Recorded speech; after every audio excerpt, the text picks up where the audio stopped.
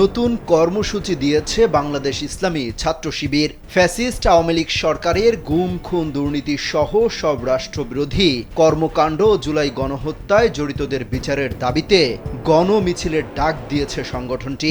বৃহস্পতিবার বাংলাদেশ ইসলামী ছাত্র শিবিরের কেন্দ্রীয় প্রচার সম্পাদক আজিজুর রহমান আজাদ স্বাক্ষরিত সংবাদ বিজ্ঞপ্তিতে এসব তথ্য জানানো হয়েছে।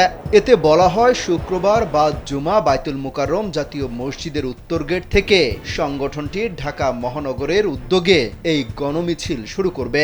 বাইতুল মোকাররম থেকে শুরু হতে যাওয়া গণমিছিল কর্মসূচিতে সর্বস্তরের নেতাকর্মীকে অংশ নিতে আহ্বান জানানো হয়েছে।